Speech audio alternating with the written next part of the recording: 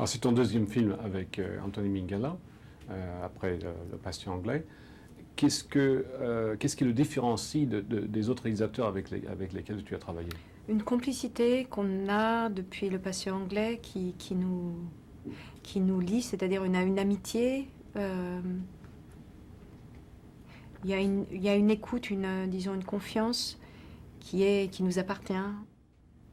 Alors c'est un nouveau film en langue anglaise, et tu fais partie des rares actrices françaises qui ont en fait un statut international, qui ont atteint un niveau international au niveau de la renommée.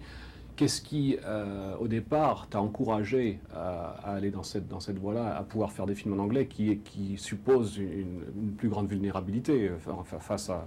Demande plus de travail. Ouais. Vulnérabilité, c'est dans n'importe quel pays. En tant qu'acteur, il faut à la fois être très fort et aussi vulnérable, d'avoir les deux extrêmes, j'ai presque envie de dire, parce que sinon on n'est pas assez humain.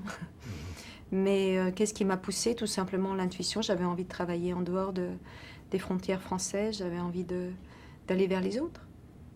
Et pas forcément avoir une carrière américaine, parce que c'était pas mon but, mais plus universelle. Là, je travaille avec un metteur en scène taïwanais.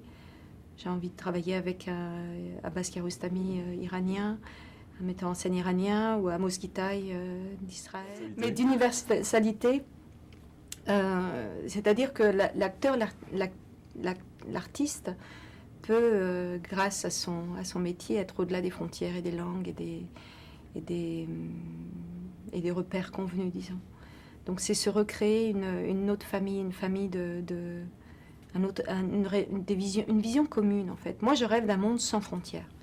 On n'y est pas encore, mais ça va peut-être arriver un jour. En tout cas, il faut y travailler. Est-ce que tu te sens différente quand tu joues en anglais? Est-ce que tu sors de ton... En tout cas, il faut sortir de soi-même en tant qu'acteur. On ne peut pas rester chez soi ou à l'intérieur de soi, sauf pour quelques rôles, mais on ne peut pas tout le temps jouer dans ce sens-là. Donc, aller vers l'autre, ça demande à la fois du courage, parce que souvent les acteurs sont très pudiques, mais le fait de jouer leur permet en fait une sorte de pas vers l'autre, et vers soi-même d'ailleurs. Hein. C'est les deux à la fois.